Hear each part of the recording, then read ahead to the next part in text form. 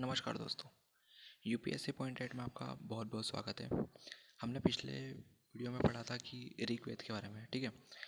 आज हम पढ़ने जा रहे हैं उत्तर वैदिक काल के बारे में। पूरा एक ही वीडियो बनेगा उत्तर वैदिक काल का, जिस तरीके से ऋग्वेद का एक ही वीडियो बना था, ठीक है।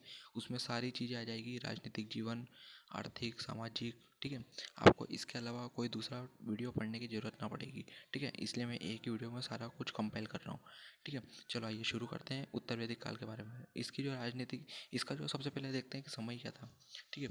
इसका जो समय था वो था 1000 BC से शुरू होता है और 600 BC तक ये चलता है। जो ऋग्वेद था वो था 1500 BC से लेके 1000 BC तक, ठीक है। और ये 1000 BC से शुरू होता है। अब देखते हैं इस काल में, अब देखते हैं अपन इसकी राजनीति जीवन क्या कहते हैं। इस काल में लोहे के माध्यम से विभिन्न परिवर्तन का आरंभ होता है, ठीक है। मतलब कि यहाँ पे लोहे की जो खोज हुई थी ना, वो लोहे की खोज अच्छी तौर पे होने लग गई थी, ठीक है। अब देखिए क्या होता है उत्तर वैदिक काल में। राष्ट्र शब्द का उल्लेख मिलता है अपने को। जो राष्ट्र जो अपन करते हैं ना, राष्ट्र, वो राष्ट्र शब्द का उल्लेख अपन को कहाँ से मिलता है? वो मिलता है उत्तर वैदिक काल से, ठीक है।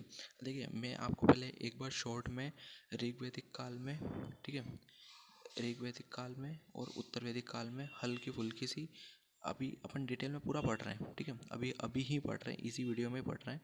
पर एक बार शॉर्ट में मैं आपको बता सकता हूँ कि क्या क्या ऋग्वेद में और उत्तर वैदिक में अपने को डिफरेंस मालूम पड़ जाए। जैसे ये ऋग्वेद में हो गया और ये उत्तर वैदिक काल में, ठीक है। यहाँ पे महिलाओं की स्थिति बहुत अच्छी थी, ठीक है। यहाँ पे महिलाओं की स्थिति अच्छी थी। यहाँ पे सभा, समिति, विदत और गढ़, ठीक है।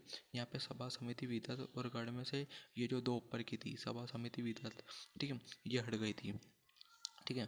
यहाँ पे जो राजा होता था, ठीक है, वो वंशानुगत होता था, मतलब, ठीक है, जो मतलब, और ये राजा जो काम करता था ना यहाँ पे ऋग्वेद में, ठीक है, ऋग्वेद में जो राजा काम करता था वो काम करता था मतलब कि रत्नीन के हिसाब से, ठीक है, उसके अधिकारियों के हिसाब से वो काम करता था। पर यहाँ पे जो राजा काम करेगा वो उसके हिसाब से काम करना शुरू कर देगा, ठीक है। मतलब ऐसे बहुत सारे अंतर, डिफरेंस अपन ने शॉर्ट में देखेंगे। अभी अब चलो अपन देखते हैं डिटेल में इनके बारे में, ठीक है। अपन शुरू करते हैं। जो कबीले जो जन होते थे, ठीक है, ये कबीले जन, ठीक है, इसको क्या बोला जाता था? जन को बोला जाता था वहाँ पे, कबीले को जनपद, ठीक है, जनपद बोला जाता था। अब देखिए जन क्या होता था? भरत प्लस पुरु, ठीक है, तो ये हो जाता कुरु जनपद, ठीक है, भरत प्लस पुरु। और दूरवश प्लस क्रीवी, ठीक है, ये हो जाता था पांचाल जनपद, ठीक है। जो पांचाल नरेश अपन ने नाम सुने हैं, ठीक है। अब देखिए जो राजा होता था ना, वो कबीला तत्वों का प्रधान होता था, ठीक है। जो मतलब जो जो लोग होते थे आसपास के, ठीक है। आज भी राजा क्या होता है? राजा ये होता है ना, जो आसपास के जो लोग होते हैं, जो गांव होते हैं, उनका एक मेन रोड होता है, ठीक है। इसी तरीके से वहाँ पे मतलब, पर उसका जो प्रभाव था ना वो बहुत कम हो गया था राजा का। जो ऋग्वेद में जो इसका प्रभाव था वो बहुत ज़्यादा था। राजा के अधिकारों में वृद्धि हो गई थी, ठीक है। राजा अपनी अपनी मनमर्जी ज़्यादा चलाता था यहाँ पे, ठीक है। राजा को देवी उत्पत्ति का सिद्धांत माना जाता था, ठीक है। और ये जो चीज़ हो गई थी वो क्या हो गई थी? वंशानुगत मानी जाती, ठीक है, वंशानुगत हो गई थी। मतलब कि देवी उत्पत्ति का सिद्धांत आ गया था, मतलब कि राजा ही भगवान है, ठीक है। राजा के पास में बहुत असीम शक्तियाँ हैं, ठीक है। राजा के पास जादू टोना है। राजा जो चाहता है वो कर सकता है। राजा गायब हो सकता है, ठीक है। राजा हवा में उड़ सकता है। राजा पानी के अंदर खतरनाक तरीके से रह सकता है। राजा हजारों, लाखों, करोड़ों साल जिंदा रह सकता है। ये जो मन ग्रहण जो कहानियाँ शुरू हो गई थी ना, वो उत्तर वैदिक काल में और इसी काल में शुरू हुई थी, ठीक है। उसके बाद में जो जो वंशानुगत शुरू चीज़ें हो गई थी, वंशानुगत चीज़ें हो गई थी, मतलब कि राजा का अगर कोई लड़का है, ठीक है। अब राजा का लड़का ज़रूरी थोड़ी है कि राजा का लड़का होगा तो वो भी राजा के जैसा टैलेंटेड होगा, ठीक है। उसके अंदर भी वो सारी चीज़ें मतलब कूट कूट के भरी होगी, नहीं ऐसा नहीं है। पर अगर उसका राजा उस लायक, अगर वो राजा बनने के लायक नहीं भी था ना, तो भी उसको राजा बनाया जाता था, ठीक है। तो ये सारी चीज़ें वहाँ पे शुरू हो गई थी। अब देखिए, अब अपन देखते हैं कि राजा के विभिन्न नाम, अपन ने राजा के विभिन्न नाम पढ़े, ठीक है, दिशा और क्षेत्र के आधार पर, ठीक है। जो देखिए मैं बताता हूँ आपको, पूरब और ये अपना एक है, ठीक है, ये पूरब है, ठीक है।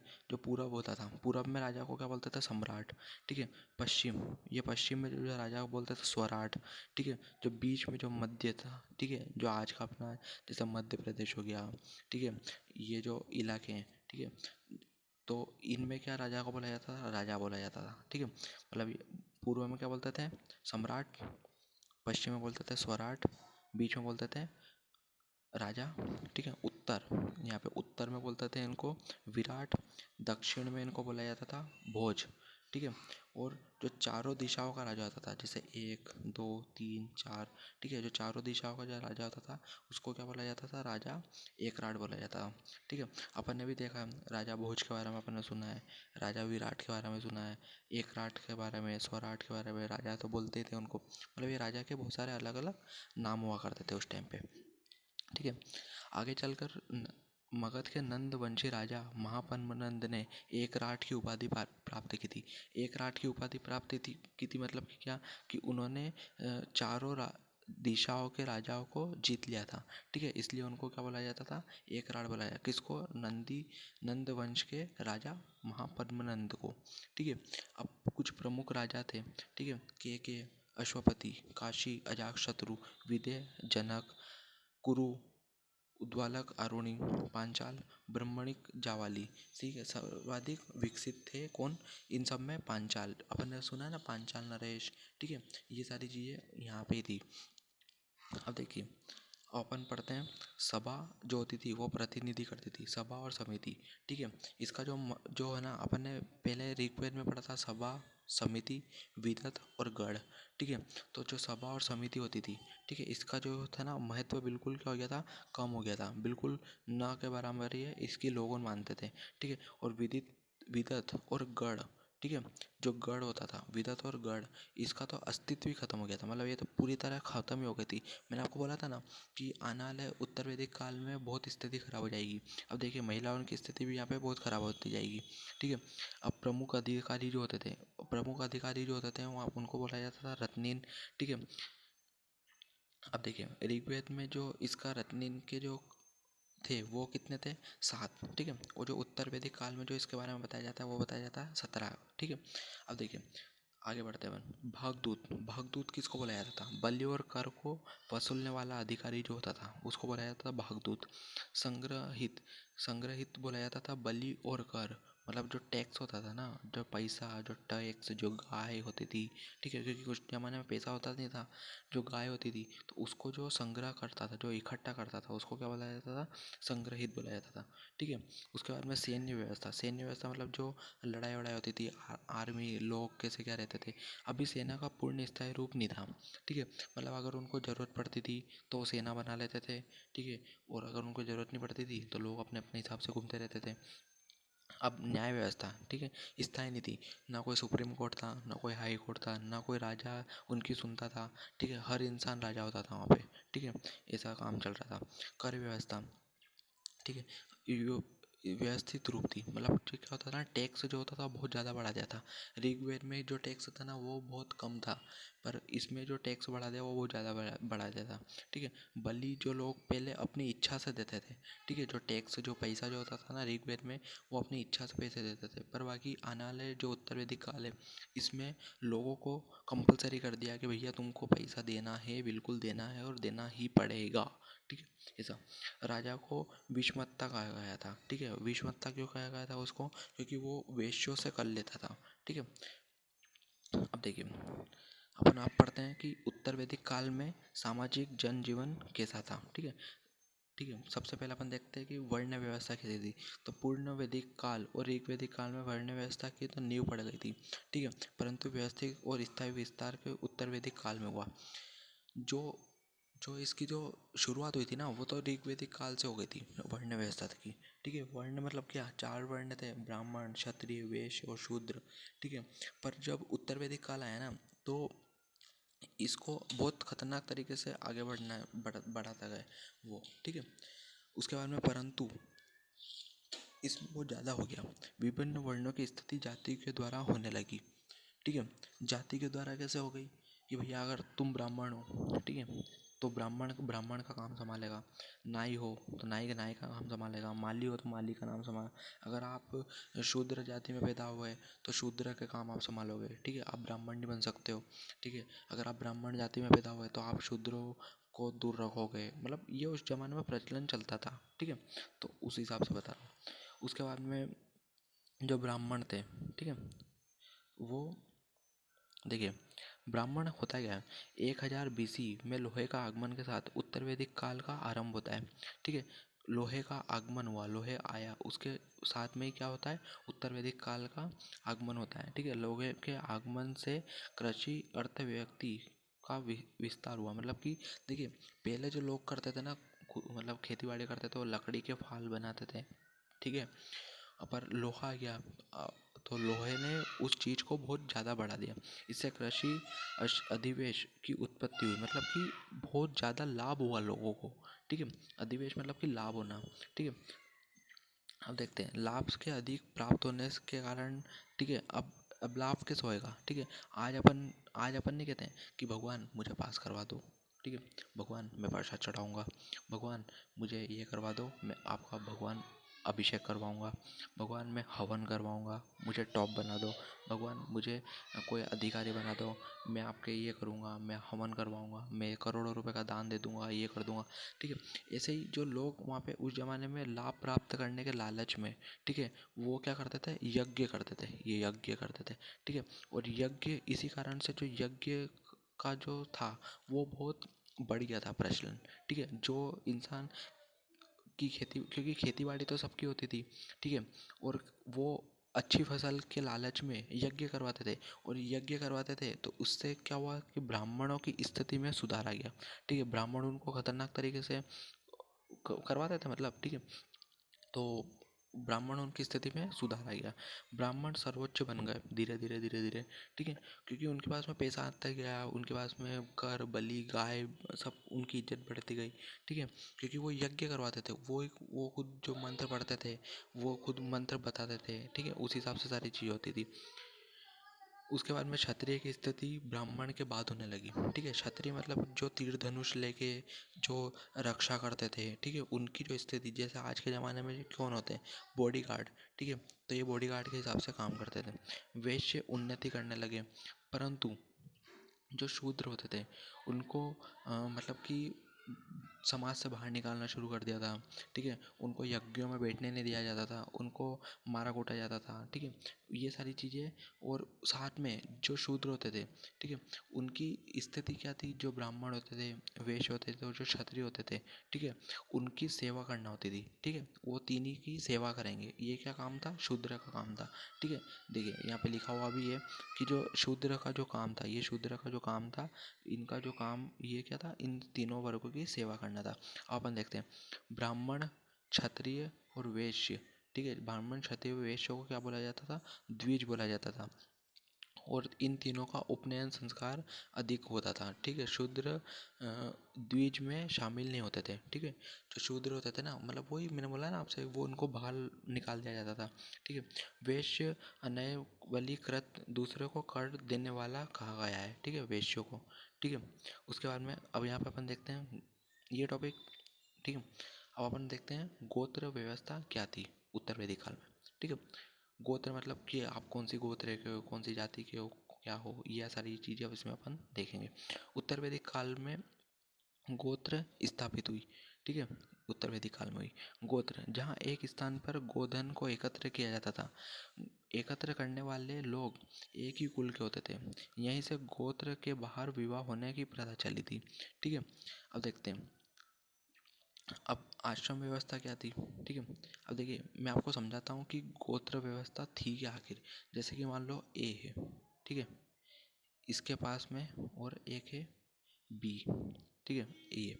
अब मान लो ए के पास में क्या है, मान लो कि 50 गाय हैं, ठीक है, 50 गाय हैं ए के पास में, और इसके पास में 30 गाय हैं, ठीक है। गाय गाय, ठीक है, क्योंकि उस जमाने में पैसा नहीं होता था, गाय होती थी, ठीक है।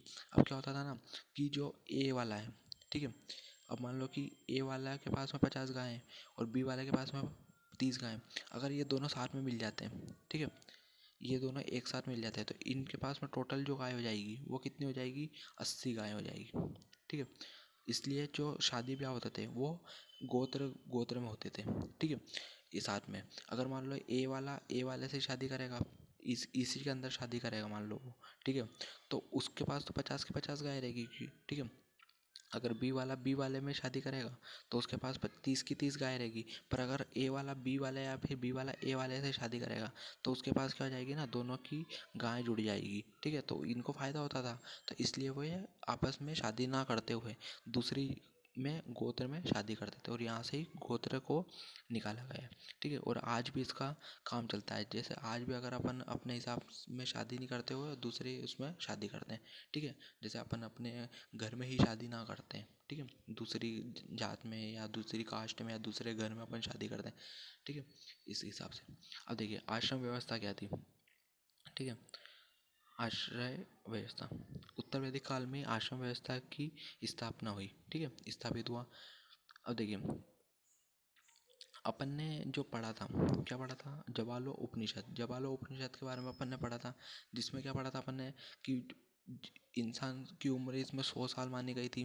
ठीक है, ऋग्वेद में अपन ने इसको बारे में अच्छे पूरा डिटेल में पढ़ा था। ठीक है, एक बार फिर बता देता हूँ मैं आपको कि जो इंसान की उम्र होती है वो 100 साल इसमें मानी गई थी। इसको 4 भाग में डिवाइड करा था और 25 साल एक टाइम की एक निकाली थी। जैसे 0 से 25 ब्रह्मचर्य, 25 से 50 गृहस्थ आश्रम। ठीक है, उसके बाद में 50 से लेके 75 साल इंसान जो करता था वानप्रस्थ करता था और 75 से लेके 100 तक वो संन्यास हो जाता था। इसमें जो गृहस्थ बताएगा वो सबसे अच्छा बताया और वास्तव में शादी ब्याह की होता ही है। ठीक है, बचपना तो ये निकल जाता है, जवानी मेन होती है। ठीक है, और फिर बुढ़ापा तो कोई भरोसा है नहीं आज कोरोना वायरस में कि जिए कि नहीं जिए। इसलिए उत्तर वैदिक काल में जो गृहस्थ बताया गया था, ठीक है, वो सबसे ज़्यादा श्रेष्ठ बताया, मतलब सबसे ज़्यादा अच्छा बताया। क्यों बताया गया था, चलो ये तो अब ये मजाक वाली बात हो गई कि ठीक है अपन जवानी अच्छी होती है वगैरह सब कुछ, पर ये श्रेष्ठ उत्तर वैदिक काल में क्यों बताया, क्योंकि इसमें बहुत सारे जो ऋण होते हैं ना उससे मुक्ति मिल जाती है। जैसे कि ऋषि ऋण से मुक्ति मिल जाती है। ठीक है, अपन पढ़ाई लिखाई 25 साल तक ख़त्म कर लेते हैं। ठीक है, तो वेद अध्ययन अपने को ज्ञान हो जाता है तो ऋषि ऋण से मुक्ति हो जाती है। उसके बाद में अपन पुत्र को जन्म दे देते हैं एक। ठीक है, तो अपन पितृ ऋण से मुक्त हो जाते हैं। उसके बाद में यज्ञ आदि जो होते हैं उसमें अपन देव ऋण से मुक्त हो जाते हैं। ठीक है, कई किस चीज़ से मुक्त हो जाते हैं अपन, एक तो ऋषि ऋण से मुक्त हो जाते हैं, एक पितृ ऋण से मुक्त हो जाते हैं और एक देव ऋण से मुक्त हो जाते हैं। इसीलिए जो गृहस्थ आश्रम को सबसे बेस्ट माना जाता है। ठीक है, अब देखिए गृहस्थ धर्म अर्थ और काम। ठीक है, इसका मतलब क्या होता है, ज्ञान। उस क्या होता है ये संन्यास, मतलब कि संन्यास का मतलब होता है मोक्ष। ठीक है, अब अपन देखते हैं उत्तर वैदिक काल में स्त्रियों की स्थिति क्या थी। ठीक है, स्त्रियों की स्थिति में भारी गिरावट आई। ठीक है, पहले जो होता था सभा समिति विधा और गढ़ में स्त्रियों को बराबर भाग में, मतलब उनको हिस्सा पाती दी जाती थी। ठीक है, उनकी सुनी जाती थी, पर इसमें उनको कुछ भी नहीं होता है। उनको पढ़ाई लिखाई का अधिकार था ऋग्वेद में, पर उत्तर वैदिक काल में इसका अधिकार इन सब ने छीन लिया था। ठीक है, उपनयन संस्कार बिल्कुल भी नहीं होता था, पढ़ाई लिखाई बिल्कुल भी नहीं होती थी। ठीक है, वेद अध्ययन जो वेद उनको जो पढ़ते थे, तो ऋग्वेदिक काल की महिलाएं जो होती थी वो वेद को पढ़ती थी। ठीक है, पर उत्तर वैदिक काल की जो महिलाएं वो वेद को नहीं पढ़ती थी। ठीक है, उसके बाद में यहाँ पे पर्दा प्रथा। ठीक है, उसके बाद में सती प्रथा। ठीक है, और इन सब के संकेत भी अपन को यहाँ पे बिल्कुल मिलते हैं कि भैया लोग औरतों को पर्दे में रखा जाता था। ठीक है, उसके बाद में उनके पति की अगर मौत हो जाती थी या मर जाते थे वो, तो उनको उनके साथ में जिंदा जला दिया जाता था। और देखिए एक बात मैं आपको बताता हूँ, आपको शायद गुस्सा भी आएगा कि ऐत्रेय ब्राह्मण में, ठीक है अपन ने ब्राह्मण पढ़े थे ना, उसमें ऐत्रेय ब्राह्मण में पुत्री को समस्त दुखों का कारण बताया गया है। ठीक है, अगर आज के ज़माने में कोई कोई कह दे ना तो उसका जेल हो जाए उसको। ठीक है, पर उस टाइम पे ऐसा ही चलता था। ठीक है, पुत्री को समस्त दुखों का कारण बताया गया है। और ब्रह्मचार्य उपनिषद में याज्ञवल्क्य, ठीक है, जो एक संवाद है, मतलब संवाद मतलब एक बात बोली गई है, ठीक है, कि गार्गी मैं तेरा सिर तोड़ दूंगा, ठीक है। ये कहाँ में बोली गई है? बृहदारण्यक उपनिषद में बोली गई है। किससे बोली गई है? गार्गी से। पर आज के ज़माने में कोई कुछ कह नहीं सकता है, ठीक है। अब देखिए, उस जमाने में विवाह कैसे होते थे? विवाह दो रूप से प्रचलित थे। पहला होता था अनुलोम विवाह और दूसरा होता था प्रतिलोम विवाह, ठीक है। अनुलोम विवाह मतलब कि जो पुरुष होता था वो उच्च जाति का होता था, जैसे ब्राह्मण हो गया, ठीक है, और ऐसा। पर जो महिला होती थी वो निम्न जाति की होती थी, जैसे वैश्य हो गई, शूद्र हो गई, क्षत्रिय हो गई, ठीक है। अब प्रतिलोम विवाह मतलब इसका उल्टा, जो पुरुष होता था वो निम्न जाति का होता था, छोटा शूद्र हो गया ऐसा, ठीक है। वो जो महिला होती थी वो उच्च जाति की होती थी, जैसे कि वैश्य हो गई, ब्राह्मण हो गई ऐसा, ठीक है। तो ये दो प्रकार के विवाह। अब देखिए, अपन देखते हैं कि आर्थिक जीवन क्या क्या था, ठीक है। आर्थिक जीवन, अर्थव्यवस्था जो उनकी चलती थी वो चलती थी कृषि के ऊपर, ठीक है। सर्वाधिक प्रमुख व्यवस्थित कृषि था, मतलब कि मेन एक लाइन में है कि आज के ज़माने में जैसे खेती बाड़ी से लोग अपना जीवन निर्वाह करते हैं, उस ज़माने में भी लोग अपनी खेती बाड़ी से ही जीवन निर्वाह करते थे, ठीक है। लोहे को क्या बोला जाता था उस ज़माने में? आज अपन लोहे को लोहा बोलते हैं ना, उस ज़माने में क्या बोला जाता है? श्याम अयस और कृष्ण अयस, ठीक है, ये लोहे के नाम थे। कृषि का विस्तार इसमें बताया गया है। तो देखिए, जो ऋग्वेद था उसमें लोहे को, मतलब ऋग्वेद में लोहा था ही नहीं, ठीक है। उसमें क्या था? तांबा था और कांसा था, ठीक है। शतपथ ब्राह्मण में कृषि, जो खेती बाड़ी होती है, ठीक है, कृषि संबंधित 4 क्रियाएं बताई गई है, ठीक है। जैसे आज अपन नहीं बोलते हैं कि भैया खेत बोले, खेत की फसल कट गई, खेत जोतना है, ठीक है। तो ये सारी चीज़ें उस ज़माने में भी होती थी। तो जो होता था, ठीक है, क्या होता था? देखिए, जो कृषंत होता था, कृषंत को क्या बोलता था? जुताई। तपंत को बोलता था बुनाई। लुलंत को बोलता था कटाई। और मृणंत को बोलता था मढ़ाई, ठीक है। तो ये सारी चीज़ें वहाँ पे बोली जाती थी, ठीक है। आगे देखते हैं, आगे क्या था कि काष्ठ संहिता में, ठीक है, काष्ठ संहिता में 24 बल के द्वारा खींचे जाने की बात कही गई है। किसको? हल को। कि जो एक अपन जैसे हल होता था ना, जैसे आज के ज़माने में जो हल होता है वो बैल खींचता है, ठीक है, उसमें 24 बैल खींचते थे, ठीक है। और जो अथर्ववेद है उसमें खाद का उल्लेख है। आज के ज़माने में भी खाद अपन ने नाम सुना है, तो जो खाद का जो उल्लेख हुआ था वो कहाँ पे हुआ था? वो हुआ था अथर्ववेद में। भूमि पर व्यक्तिगत स्वामित्व का विकास हुआ। अब देखिए, मैंने आपको बताया था कि ऋग्वेद में क्या होता था ना, कि कोई भी इंसान खेत रखा हुआ है, ठीक है, कोई भी इंसान जाता था वहाँ पे खेती करता था, फसल उगाता था, और किसी की इंडिविजुअल या पर्टिकुलर खुद की नहीं होती थी ज़मीन। पर जो उत्तर वैदिक काल था, यहाँ पे लोग अपना अपना देखने लग गए, ठीक है, कि ये मेरा खेत है, ये मेरा खेत है, ठीक है। ये सारी चीज़ होने लगी। अब पशुपालन, जो उत्तर वैदिक काल में जो पशु पालते थे वो लोग मतलब क्या पालते थे? वो पाला जाता था हाथी, ठीक है। उद्योग क्या था यहाँ पे? उद्योग था लोहे का उपकरणों का निर्माण, ठीक है। कि भैया क्योंकि लोहा आ गया था, इसी कारण अपन ने इसको उत्तर वैदिक काल बोला है, ठीक है। जो 1000 से 600 BC तक चलेगा। और जो प्रमुख व्यवसाय था यहाँ पे क्या था? कुंभकारी, ठीक है। अब देखिए, जो व्यापार क्या था? वस्तु नियम प्रणाली थी, ठीक है। विदेशी व्यापार का प्रमाण मिलता है। ऋग्वेद में अपन ने पढ़ा था कि विदेशी व्यापार का प्रमाण नहीं मिलता है, ठीक है। और समुद्र की चर्चा की गई है, ठीक है, कि और इसमें काय में ऋग्वेद में समुद्र की चर्चा नहीं की थी, ठीक है। पर जो उत्तर वैदिक काल है इसमें समुद्र के बारे में भी बताया गया है, ठीक है। शतपथ ब्राह्मण, ठीक है, जो शाहीकारी प्रदे थे, जो कुरीद और खुदखोरी हुआ करते थे, ठीक है। आभूषण, आभूषण क्या क्या था भैया उस जमाने में? सोना चांदी था, निष्क था, और समतमान था, ठीक है। अब अपन देखते हैं कि इनका धार्मिक जीवन कैसा चल रहा था, ठीक है। चलो आइए, अब हम पढ़ते हैं ऋग्वेद में और उत्तर वेद में, ऋग्वेदिक काल में और उत्तर वैदिक काल में क्या क्या अंतर है, ठीक है। वो अंतर आज हम देखते हैं। सबसे पहला देखते हैं देवताओं का की उपासना, ठीक है, का तरीका जो होता था ऋग्वेद। अब पहले हम पढ़ रहे हैं ऋग्वेद काल, फिर बाद में हम पूरा देखेंगे उत्तर वैदिक काल में।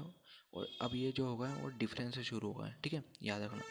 तो देवताओं की जो उपासना का जो तरीका होता था ऋग्वेद काल में, वो क्या होता थी, स्तुति करते थे वो, ठीक है, यज्ञ करते थे, बलि पर आधारित थी, ठीक है। विभिन्न देवताओं के नाम अब जैसे यहाँ पे दे रखे हैं, वो अपन आगे पढ़ेंगे। जैसे कुल जो देवता होते थे ऋग्वेद में, वो कितने होते थे, 33 देवता होते थे, ठीक है। 3 श्रेणियों में इनको विभाजित किया गया था।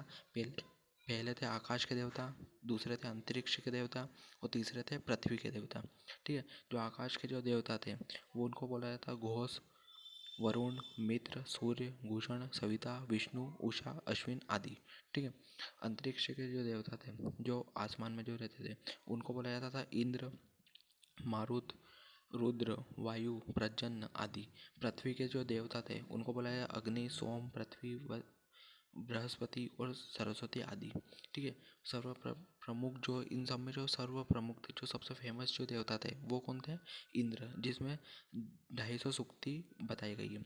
और पुरंदर, पुरंदर बोला जाता था किसको, इंद्र को, ठीक है। अगर एग्जाम में क्वेश्चन आ जाए पुरंदर किसको बोला जाता था, तो अपन को याद होना चाहिए कि इंद्र को पुरंदर बोला जाता था, जो किले को तोड़ने वाला होता था, मतलब कि बलवान बताया गया है इंद्र देवता को, ठीक है। वत्तासुर हंता, जिसने राक्षस का वध किया था उसको क्या बोला जाता था, वत्तासुर हंता। पुराहित, बादलों को भेदने वाला, ठीक है। क्या बोला जाता है, पुराहित को, बादलों को भेदने वाला, ठीक है। अब देखिए, जो सोम का अत्यधिक मतलब बहुत ज़्यादा उपयोग करते थे, ठीक है। जो सोम का मतलब जो दारू मदिरा होती थी ना, जो उसको जो ज़्यादा पीते थे उसको क्या बोला था, सोमापा बोला जाता था, ठीक है। शक्रति, जो 100 शक्तियों का स्वामी होता था उसको बोला जाता शक्रति। मधवान, मधवान मतलब होता है दानी, ठीक है। इंद्र को बोला जाता था वर्षा का देवता, आज भी अपन बोलते ही हैं, ठीक है। अश्विन के अग्नि, अग्नि जो होती थी, ठीक है, उसका जो 200 बार सुक्ति मिली है, ठीक है। ऋग्वेद का पहला मंत्र अग्नि की स्तुति से प्रारंभ होता है, ठीक है। आज भी जैसे अपन को ही पता है कि अपन भी कोई आज हवन ववन करता है, सबसे पहले अपन अग्नि देवता को ही प्रचलित करते हैं, ठीक है। अग्नि एक ऐसा देवता है जिसमें जो आकाश, अंतरिक्ष और पृथ्वी तीनों में शामिल है, ठीक है, अग्नि। उसके बाद अपन देखते हैं वरुण। वरुण जो होता है वो ऋतु का देवता होता है, ठीक है। जल एवं समुद्र के देवता किसको बोला जाता है, वरुण को बोला जाता है, ठीक है। जो वरुण का जो उल्लेख है वो कहाँ पे मिलता है अपने को, जिंद अवेस्ता में मिलता है, ठीक है, जो अहुर मंजदा ने लिखा गया था। उसके बाद में अपन देखते हैं कि रतस्य गोपा, ठीक है। रतस्य गोपा मतलब कि नैतिक नियमों का रक्षक और पापियों को दंड देने वाला, ठीक है। इसको क्या बोला जाता है, रतस्य रोपा। उसके बाद में आता है सोम, वनस्पति के देवता सोम को बोला जाता है। ऋग्वेद में नवा मंडल सोम को समर्पित है, ठीक है। उसके बाद में देखते हैं मारुत मतलब आंधी के देवता, ठीक है। अश्विन चिकित्सा के देवता, अपन ने बताया ना डॉक्टर अश्विन, ठीक है, तो वो अपन अभी पढ़ रहे ऋग्वेद के बारे में, ठीक है। तो ये सारे देवी देवता के बारे में इनमें बताया गया है। उसके बाद में ध्यो, सबसे प्राचीन देवता एवं पितृ तुल्य, ठीक है। वृषभ, सूर्य समस्त विश्व के रक्षक, ठीक है, जो कि तेज घोड़े पे सवार है, ठीक है। उसके बाद में देखिए, जो सूर्य होता है ना अपना, सूर्य के बारे में मैं आपको एक बहुत अच्छी जानकारी देता हूँ। जो सूर्य होता है उसको 3 नाम से जाना जाता है। पहला था मित्र, दूसरा था उषा और तीसरा होता है सविता, ठीक है। जो मित्र होता है ना वो उदित सूर्य होता है, ठीक है। उदित होता हुआ सूर्य मतलब जो सुबह सुबह जो सूर्य उगता है ना, वो उसको क्या बोला जाता है, मित्र। उषा, जो प्रातःकाल की देवी बोला जाता है, किसको, उषा को। सविता, जब सूर्य निकलने और चमकने लगता है, ठीक है, उसको बोला जाता है, क्या बोला है, सविता, ठीक है। ऋग्वेद का प्रसिद्ध गायत्री मंत्र, ठीक है, कौन सा है गायत्री मंत्र, ओम भूर्भुवस्सुवः तत्सवितुर्वरेण्यं भर्गो देवस्य धीमहि धियो यो नः प्रचोदयात्, ठीक है। तो ये जो गायत्री मंत्र है ना, ये सविता जो सूर्य का तीसरा वाला भाग है उसको समर्पित है, ठीक है। अब देखिए अदिति, सार्वभौम के प्रकृति के देवता। रुद्र, जो बोला जाता है शिव का प्रारंभिक रूप माना जाता है रुद्र को, ठीक है, भोलेनाथ जी का, ठीक है। अरंडियाई, इसको बोला जाता है जंगल की देवी। पर्जन्य, वर्षा एवं नदी के देवता। बृहस्पति, यज्ञ के देवता। सरस्वती, सबको पता है ज्ञान की देवी, किसको बोला जाता है, सरस्वती जी को, ठीक है। और पुरामदी, उर्वरा की देवी और उर्वशी बोला जाता है वैदिक अप्सरा को। ये अपन ने अभी सारी चीज़ें क्या पढ़ी है ऋग्वेद काल के बारे में। अब अपन डिफरेंस कंटिन्यू रखते हैं और अपन पढ़ते हैं उत्तर वैदिक काल के बारे में क्या क्या डिफरेंस है। ठीक है, देखिए उत्तर वैदिक काल में हमने पढ़ा था कि 1000 BC से लेकर 600 BC तक ये चलता है। ठीक है, और लोहे के आगमन से धार्मिक क्षेत्र में कई परिवर्तन आए। ठीक है, ब्राह्मणों ने यज्ञ एवं कर्मकांडों को काफ़ी बढ़ावा दिया। ठीक है, क्योंकि ढोंगी बने बहुत शुरू हो गए थे। ठीक है, क्योंकि लोग ब्राह्मण कहते थे कि खैर अपन ऐसा नहीं कह सकते पर ठीक जो सही है सही है। जो ब्राह्मण कहते थे कि यज्ञ करवाओ तो अच्छी बारिश होगी। ठीक है, और ये सारी चीज़ें उससे फिर इनकी बहुत इज्जत बढ़ गई थी। विभिन्न देवताओं के नाम उत्तर वैदिक काल में अपने ऋग्वेद के बहुत सारे देवी देवता के नाम पढ़े हैं अभी। ठीक है, अब पढ़ते हैं उत्तर वैदिक काल के देवी देवताओं के नाम। ठीक है, विष्णु जो बोला जाता था पालन करना। ठीक है, जो रक्षक करता है। रुद्र रुद्र जिसको अपन ऋग्वेद में भोलेनाथ जी बोलते थे। ठीक है, शिव का अवतार बोलते थे उसको यहाँ पे पशुओं को देवता बता दिया। ठीक है, मतलब बहुत बुरी स्थिति कर दी गई, भगवान तक की स्थिति बेकार कर दी गई। उत्तर वैदिक काल में स्त्रियों की स्थिति बेकार कर दी गई। ठीक है, राजाओं की स्थिति बेकार हो गई थी। ठीक है, मतलब बहुत बेकार समय चल रहा था पूरी आज तक का यहाँ पे।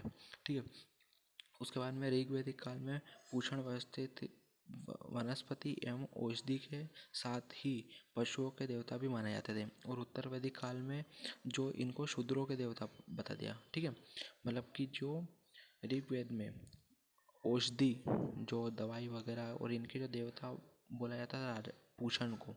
ठीक है, अब वो पूषण, ठीक है, भगवान पूषण वो उत्तर वैदिक काल में शूद्रों के देवता बन गए। ठीक है, और उसके बाद में जो उत्तर वैदिक काल में यज्ञों का महत्व बहुत बढ़ गया था। ठीक है,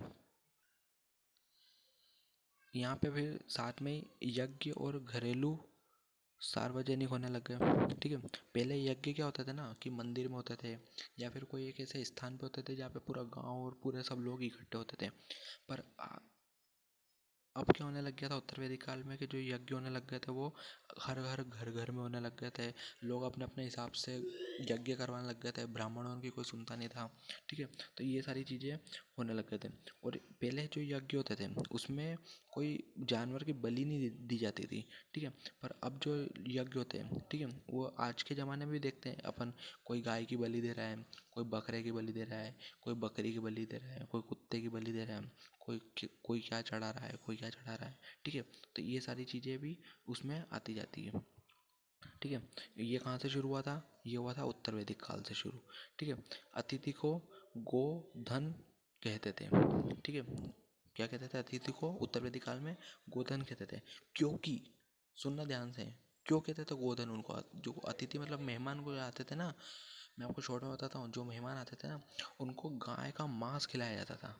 ठीक है, क्योंकि उन्हें गोमांस खिलाया जाता था। ठीक है, ये किताबों में लिखा है भाई, मैंने नहीं बोला है मन से। ठीक है, और यज्ञों में कर्म के साथ मंत्र पढ़े जाते थे। ठीक है, और जो यज्ञ जो करता था उसको क्या बोला जाता था? यजमान। ठीक है, क्या बोला जाता? यजमान बोला जाता था। ठीक है, आज भी बोलते हैं ना अपन कि भैया यजमान जी, ठीक है, ऐसा कर लीजिए वैसा कर लीजिए। ठीक है, उसके बाद में मरकंड और मार्कंडीय इसकी मृत्यु के बारे में भी यहाँ पे बताया गया है। इन यज्ञों को सजन अधिकरण और वितस्ता पूर्ति में ब्राह्मण के पुरोहित में बताया गया है। किसको? ब्राह्मण को। ठीक है, मतलब देखिए कुछ भी नहीं है, सिंपल सी बात ये है जो ऋग्वेद में जो था। ठीक है, जो ऋग्वेद में और उत्तर वैदिक काल में। ठीक है, ऋग्वेद जो था वो 1500 BC से लेके 1000 BC तक था और ये 1000 BC से लेके 600 BC तक चला था। इसमें जो महिला की स्थिति बहुत अच्छी थी। ठीक है, इसमें महिला की स्थिति बेकार थी। इसमें राजा की स्थिति अच्छी थी, इसमें राजा की स्थिति बेकार थी। इसमें ढोंगी बने ज़्यादा होते नहीं थे, इसमें बहुत ज़्यादा बढ़ गए थे। इसमें कर्मकांडवाद ज़्यादा नहीं होते थे, इसमें होने लग गए। इसमें भगवान को इज्जत दी जाती थी, इसमें भगवान को इज्जत बहुत कम कर दी थी। ठीक है, ये हम सब ने आज टॉपिक पढ़ा। इसी के साथ में ये जो उत्तर वैदिक काल है और जो ऋग्वैदिक काल है ये ख़त्म होता है। ठीक है, जो भी क्वेश्चन आना होगा वो सारा इसी में से आएगा। ठीक है, क्योंकि सारी NCERT वगैरह सबका निचोड़ मैंने दिया है यहाँ पे। ठीक है, अब लास्ट अपनी बात, यूपीएससी पॉइंट 8 को सब्सक्राइब करें, ठीक है। चैनल को लाइक करें, वीडियो को लाइक करें और इसको ज़्यादा से ज़्यादा शेयर करें, ठीक है। आपका बहुत बहुत धन्यवाद। कोरोना वायरस में आपका ध्यान रखें, घर में रहें, सुरक्षित रहें। बहुत बहुत थैंक यू सो मच। मिलते हैं बहुत जल्दी। जय श्री महाकाल।